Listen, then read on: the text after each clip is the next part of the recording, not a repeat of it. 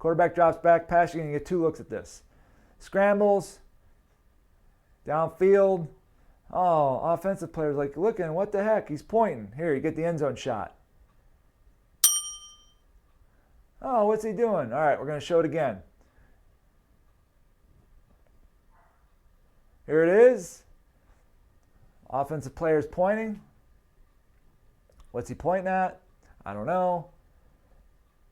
So let's go to Robert. Robert, what do you got?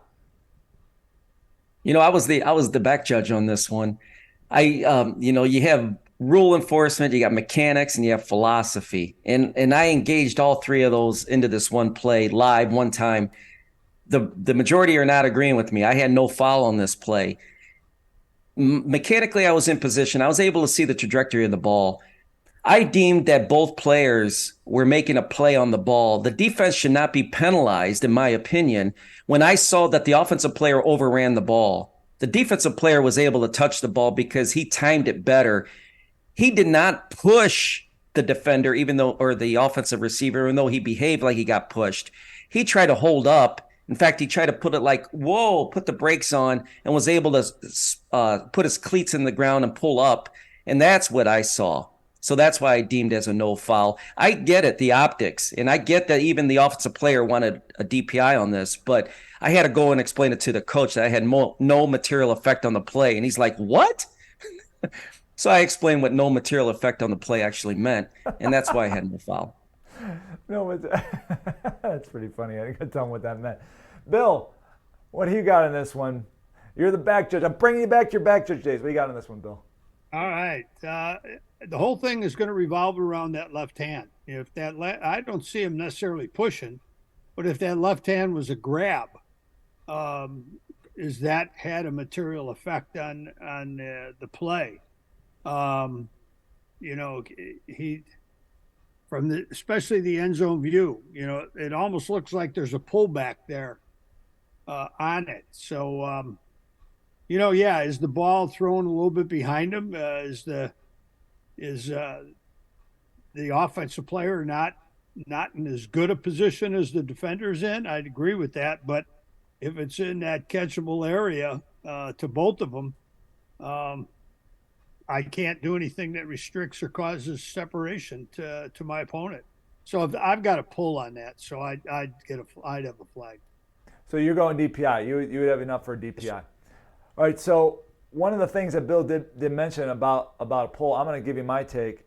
I'm going to, remember, touching is not a foul. Okay, you got to do something, and Bill kind of alluded to that. But he's got enough that he does have him do something. Looking at the back here. It's just the act of touching. Just because I put my hands, just because I got my hands on this player, doesn't make it a foul. I have to do something with those hands. All right. Now, if that grab is enough, Bill says it is, then yeah, I've done something with my hand to potentially impede the offensive player from making an attempt on the ball. I tend to agree with Robert on this one. It's the optics of it. See, I think if you go DPI right there and you say he pushed him in the back, I think you would be fine. I don't think you'd even get an argument probably from anybody. You probably wouldn't even get an argument from the defensive coach because they're probably like, oh yeah, I saw that little push there. They may have been okay with it. But I think what Robert was doing, and kind of what I agree with, is that is that enough? Is that enough of a material effect to have a foul?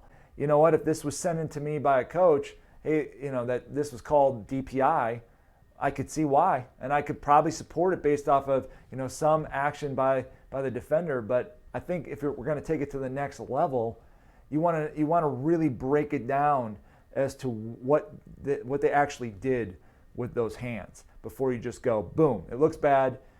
Funky is not a foul, and not that what Bill said, that he's got enough. That's fine. Maybe you do out there too. I'm going to give Robert the last word on this one because I know he's probably taking some texts and some comments.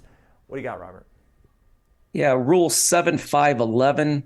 If you go to 7511 in reference, it is not a forward pass interference foul by the defense if you deem both players simultaneously bona fide going towards to make a play on the ball. That was judgment. There's no doubt you're talking about a judgment call. There is another layer to this game that happened on the play prior, where did that have an impact on me during this play? Yes. I'll be honest. I'm human. We had a situation where we had what appeared to be a potential fumble, recovery by the defense, and advancement for a touchdown that was called back. It was called back, and the offense retained possession. On that ensuing play, following that would-be scoop score, we have this play.